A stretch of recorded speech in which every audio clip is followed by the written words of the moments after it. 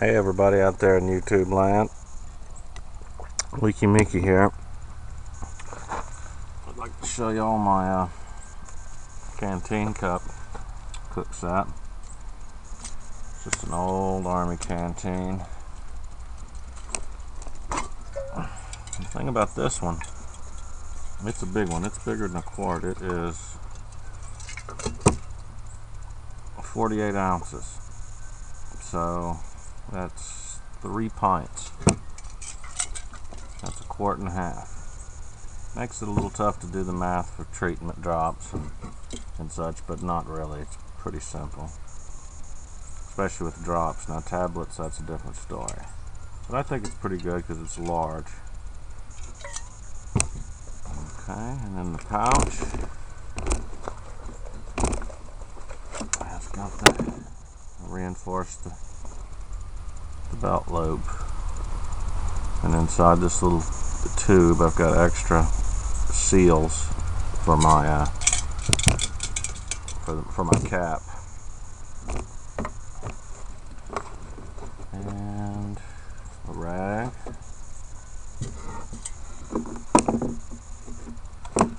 and then I've got a mug, and it looks like it holds about 3 cups.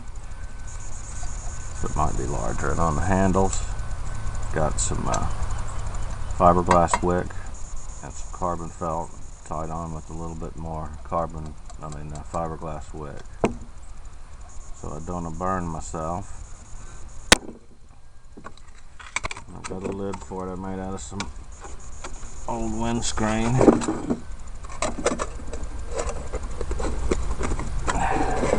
we go. It's not perfect, but these things are hard to find lids for, especially the ones that aren't real heavy and won't take up a bunch of space. Okay. And then I've got the cooker. And I've done a bunch of drilling and putting holes and stuff for pot supports on this big old cooker. Put a place down here to make a flat spot for my alcohol stove to sit in. And a little accessory pouch here. Got another little rag. I've got this little piece of folded metal. It sits right over the main opening in the front, which lines up like so with the bottom of the handles of the cup. So that's a real low if you're using coals, or if you're going to use some sterno fuel. Sometimes I put that in a squeeze tube, like toothpaste sort of tube, and just squeeze some out along the bottom here at random intervals and light it. Put that down on low. That seems to work pretty well when I use the sterno. But if I'm not using that, I use the top ones.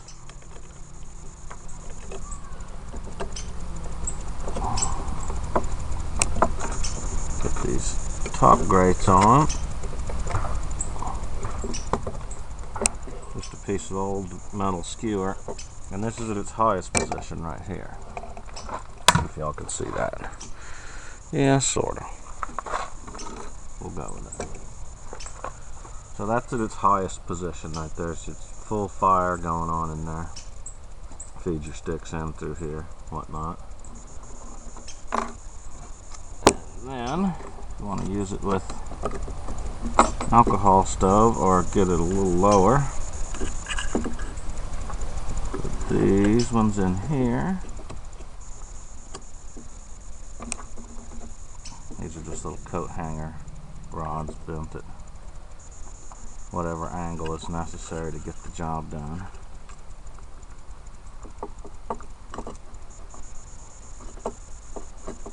That one is a little tight.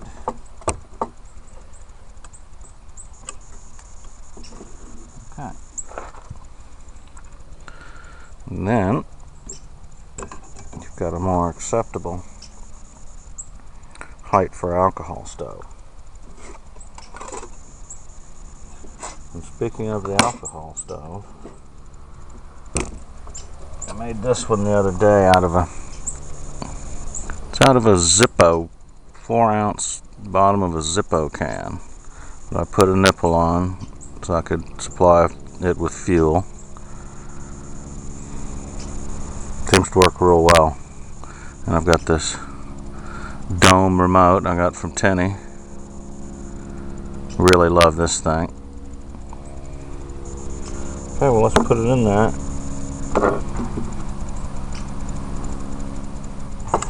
I'll just run the cord, the fuel line through the hole I've got drilled in the side.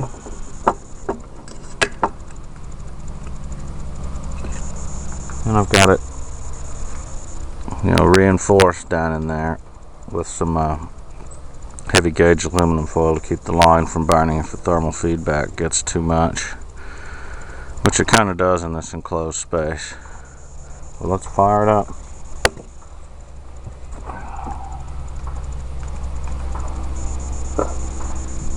Okay. Make sure y'all could see this.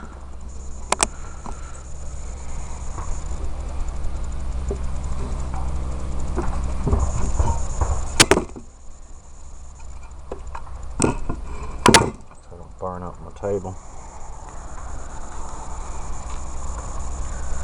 I'm just going to put a little fuel in here. And then go ahead and fill up the remote about halfway. I won't need much. And go get some sort of lighter.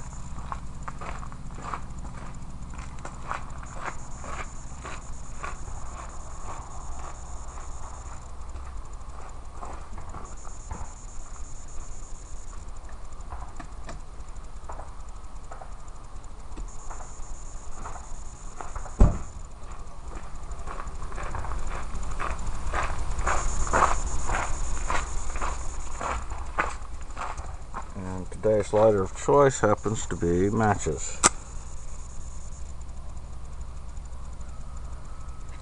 Okay, she's wet. Go ahead and pour off some water in here.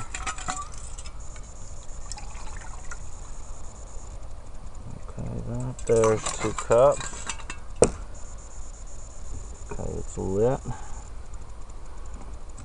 I'll set it on there. Start the stopwatch.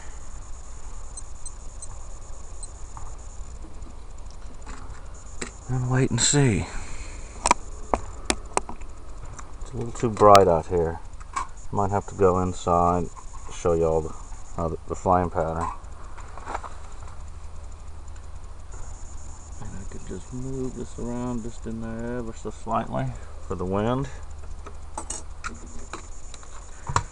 Okay, well, I'll get back to you when it starts boiling. I predict about 7.5 minutes. We'll see.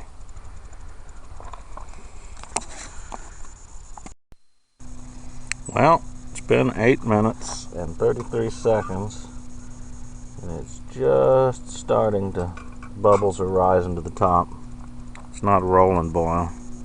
I guess it'd be pretty good for simmer.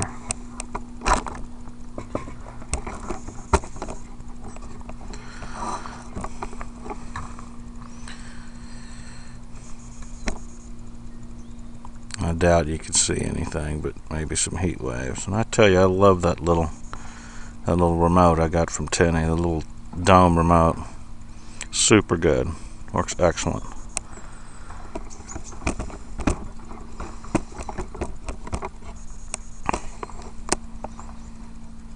Okay, she's gonna go back on there. Let's see how long it takes to burn. About 1 ounce of fuel. Still a little left in the reservoir. Move the stove around a little bit. I think this would be pretty good for some rice or something. So we'll see how long it takes to burn itself out. And on my canteen I've got a little chain. I've got some jump rings attached on there, like keychain jump rings, and that way you can take the lid off and put this in the fire, hang it with this top loop or the bottom one with a stick over the fire. Not worry about burning up your lid or burning up your lanyard. So I thought that was a pretty decent idea.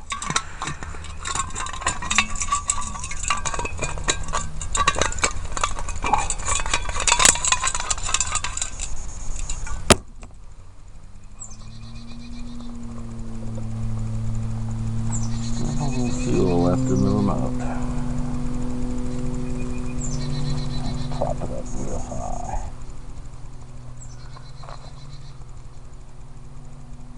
Hopefully I don't flood the stove, because that can happen. And to me, it just might. So when it burns all the way out, I'll cut y'all back on, tell you what time it was. Okay, it's been 15 minutes, and I believe just now as it's at its unusable heat. Yep, that was a little under an ounce of fuel. So it burns pretty hot. The wind's pretty bad today. Didn't get a high temperature as long as I wanted because of the wind. So maybe next time I'll get in a not so windy area, but so far this little stove seems to be a decent solution